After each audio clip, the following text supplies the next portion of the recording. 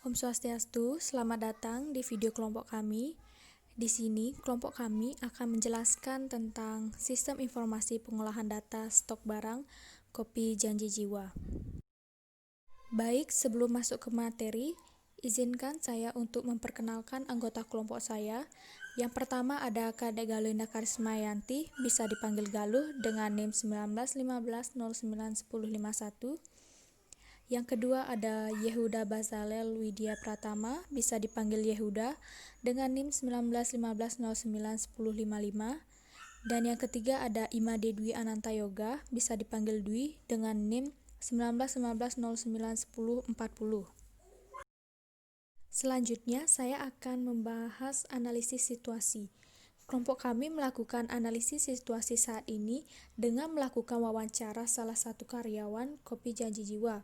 Kami mendapatkan informasi bahwa terdapat pengolahan data yang dilakukan secara manual, yaitu pengolahan data stok barang, di mana menurut kami ini kurang efektif dan efisien, karena dengan pengolahan data seperti ini dapat memakan waktu dan dapat menyebabkan terjadinya kesalahan saat pemasukan atau pengeluaran data stok barang. Kemudian, solusi yang ditawarkan. Solusi yang dapat kelompok kami tawarkan yaitu kami menawarkan sistem pengolahan data stok barang yang ada di Kopi Janji Jiwa ini. Kemudian, gambaran umum solusi sistem. Tahapan dari perancangan sistem informasi pengolahan data stok barang seperti berikut ini. Yang pertama ada pengumpulan data, analisis data, dan perancangan sistem. Tahap berikutnya adalah melakukan pemrosesan data. Nantinya data-data yang didapat akan diolah dan dianalisa. Perancangan sistem meliputi perancangan basis data, perancangan input, output, serta pemrograman. Semua data yang telah dikumpulkan, diolah dan dimasukkan ke dalam program. Di sini kelompok kami juga memberikan bukti-bukti hasil pendataan yang telah kami lakukan ke Kopi Janji Jiwa.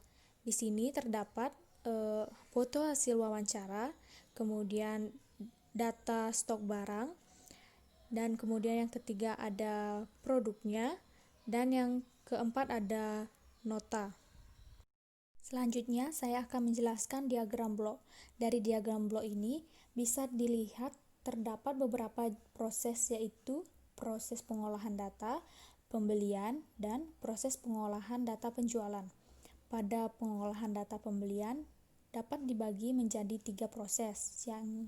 Proses yang pertama, mengelola data nama barang dengan inputan data nama barang yang menghasilkan output data nama barang. Output ini untuk melihat berapa jumlah data minimum yang diperlukan dari data nama barang tersebut. Proses yang kedua, mengelola data minimum dengan inputan data minimum stok barang yang menghasilkan output data jumlah minimum stok barang. Output ini untuk melihat berapa jumlah stok barang yang harus masuk atau dibeli. Pada proses yang ketiga, mengelola data stok barang masuk dengan inputan data stok barang masuk yang menghasilkan output data jumlah stok barang masuk. Output ini melihat data minimum dan data jumlah stok barang keluar. Apabila stok barang keluar sudah kurang dari data minimum, maka stok barang masuk harus bisa mencapai data minimum tersebut. Kemudian, pada pengolahan data penjualan juga dibagi menjadi 3 proses, antara lain proses yang pertama, mengelola data awal stok barang dengan inputan data awal stok barang yang menghasilkan output data jumlah awal stok barang. Output ini untuk melihat berapa jumlah awal stok barang. Pada proses yang kedua, mengelola data stok barang keluar dengan inputan data stok barang keluar yang menghasilkan output data jumlah stok barang keluar. Output ini untuk melihat berapa jumlah saat data stok barang yang keluar. Dan proses yang ketiga, mengelola data tanggal stok barang keluar dengan inputan data tanggal stok barang keluar yang menghasilkan output laporan hasil penjualan untuk output ini untuk melihat berapa jumlah awal stok barang, berapa jumlah data stok barang yang keluar, dan kapan data stok barang tersebut keluar. Selanjutnya, saya akan menjelaskan Entity Relationship Diagram atau ERD. Di sini ada entitas. Yang pertama ada entitas penjualan, entitas produk, entitas transaksi, karyawan, stok barang, dan entitas pembelian. Di mana awal mulanya ini dari penjual. Si penjual memesan produk, kemudian dari produk melakukan transaksi, di mana transaksi ini dilakukan oleh karyawan, sehingga karyawan bisa mengecek stok barang. Dan dari data stok barang dapat melakukan pendataan pembelian. Selanjutnya, saya akan menjelaskan desain tabel. Di sini terdapat tabel produk, tabel stok barang, tabel pembelian, tabel penjual, tabel karyawan, dan tabel transaksi, di mana tabel-tabel ini saling berhubungan.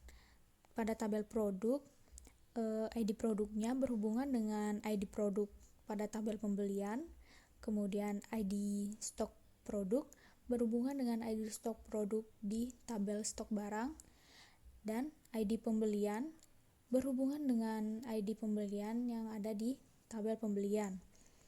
Kemudian pada tabel penjualan, ID penjualan berhubungan dengan ID penjualan pada tabel transaksi, dan pada tabel karyawan, ID karyawan berhubungan dengan ID karyawan tabel transaksi, dan ID transaksi berhubungan pada ID transaksi yang ada di tabel transaksi. Selanjutnya akan dibahas oleh teman saya.